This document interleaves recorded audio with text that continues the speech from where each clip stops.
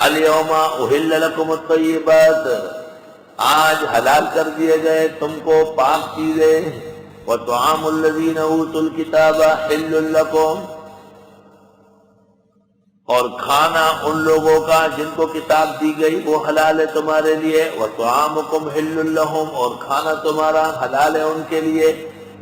یہاں طعام سے مراد ذبیحہ ہے، کیونکہ دیگر طعام سبزی ترکاری اور دیگر کھانے وہ تو کسی بھی غیر مسلم کے ہاتھ کے، جب تک کہ اس میں نجاست کا اندیشہ نہ ہو حلال ہے۔ تو طعام الذین سے مراد ہے ذبیحہ، اہل کتاب جو ذبیحہ کر لے، اہل کتاب سے مراد یہود اور نصارہ۔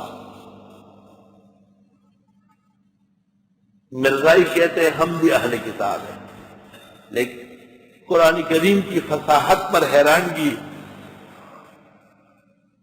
فرمایا اہل کتاب وہ ہوں گے اوت الکتاب من قبلکم، جو تم سے پہلے لوگوں کو کتاب دی گئی۔ قرآن آنے کے بعد کوئی بغاوت کر لے تو وہ اہل کتاب نہیں ہے۔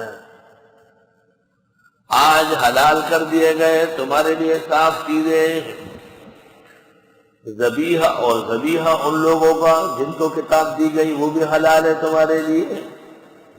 یہودی نے ذبح کیا، عیسائی نے ذبح کیا، اس میں علماء کا اختلاف ہے کہ یہودی اگر ذبح کرتے وقت بجائے خدا کے عزیر کا نام لے، اور عیسائی ذبح کرتے وقت بجائے خدا کے مسیح کا نام لے۔ بعض علماء کہتے ہیں بس اہل کتاب ہونا کافی ہے، وہ جیسے بھی ذبح کرے، مگر یہ بات ٹھیک نہیں ہے۔ غیر اللہ کے نام پر مسلم کا ذبیحہ حلال نہیں ہے، ان کا کیوں حلال ہے؟ اور بعض حضرات کہتے ہیں کہ نہیں، ان کا ذبیحہ باسم العزیر اور باسم المسیح جائز ہے، کیونکہ وہ مکلف بالفروع نہیں۔ طالب علم اس بات کو سمجھتے ہیں۔ مولانا مفتی محمد شفیع مرحوم نے معارف القرآن میں لکھا ہے کہ اس زمانے کے اہل کتاب نہیں ہے، لا مذہب ہے۔ تو اگر موسیٰ علیہ السلام اور توریت، عیسیٰ علیہ السلام اور انجیل کو نہیں جانتے، نہیں مانتے، پھر تو لا مذہب ہے۔ اور اگر ان کتابوں کو مانتے ہیں، اگرچہ خراب عقیدے کے مرتکب ہو، پیغمبر کے زمانے میں جو یہود و نصارہ تھے وہ بھی تو لقد کفر الذین قالوا ان اللہ ثالث ثلاثہ، وہ بھی تو کفار تھے اور تین خداؤں کے قائل تھے، لیکن قرآن نے کہا کہ ان کا ذبیحہ حلال۔ یہ بھی اسلام کا عادلانہ نظام ہے کہ نفس آسمانی مذہب کے قائل ہونے کی وجہ سے ان کے ساتھ رعایت ہے۔ دوسری بات یہ کہ یہ کیوں فرمایا وَطَعَامُكُمْ حِلٌّ لَهُمْ، اور تمہارا ذبیحہ ان کے لیے حلال ہے۔ مسلمان پوچھتا ہے کہ ہم قربانی کا گوشت عیسائی کو دے سکتے ہیں، ہم اپنی قربانی کا گوشت مداروں کو دے سکتے ہیں، تو جائز ہے، وَطَعَامُكُمْ جائز ہے، دے سکتے ہیں۔ وَالْمُحْصَنَاتُ مِنَ الْمُؤْمِنَاتِ، اور پاک دامن عورت مسلمان، وَالْمُحْصَنَاتُ مِنَ الَّذِينَ أُوتُوا الْكِتَابَ مِنْ قَبْلِكُمْ، اور پاک دامن عورتیں ان لوگوں کی جن کو کتاب دی گئی تم سے پہلے۔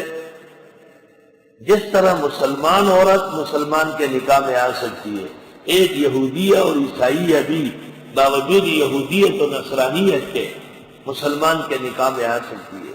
اذا آتیتموہن، جب تم دو ان کو، اجورہن، مہر ان کے، محسنین، بیوی بنانے والے ہو، غیر مسافحین، صرف پانی نکالنے والے نہ ہو، ولا متخذی اخدان، اور نہ بنانے والے ہوں چوری چھپ کے یار۔ اللہ اکبر۔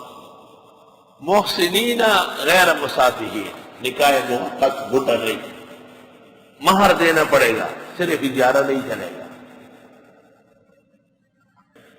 بعض لوگ اشکال کرتے ہیں کہ یہودی عورت مسلمان کے نکاح میں آتی ہے، عیسائی لڑکی مسلمان کے نکاح میں آتی ہے، ہماری عورت وہاں کیوں نہیں جاتی؟ جواب، ہم عیسیٰ علیہ السلام اور موسیٰ علیہ السلام کو مانتے ہیں، ان کی عورت ہمارے لیے حلال ہے، وہ بھی ہمارے پیغمبر پر ایمان لے آئے اور قرآن کو مان لیں، ان کے لیے بھی جائز ہے۔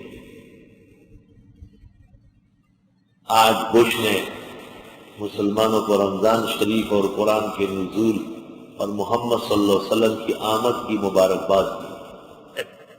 ایک سیاسی بیان ہوتا ہے.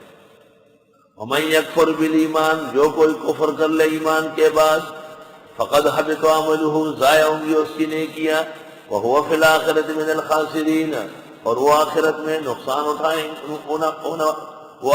میں نقصان اٹھانے والوں میں سے ہوں گے. نقصان دو طرح ہوتا ہے. ایک دنیا کا، اس کو تو ہر شخص نقصان سمجھتا ہے. کسی کی زمین چلی گئی، کسی کا گھر گر گیا، کسی کا مال لٹ گیا، یہ تو سب جانتے ہیں. لیکن نقصان وہ ہے جس میں انسان کا عمل اور عقیدہ کمزور ہو جائے.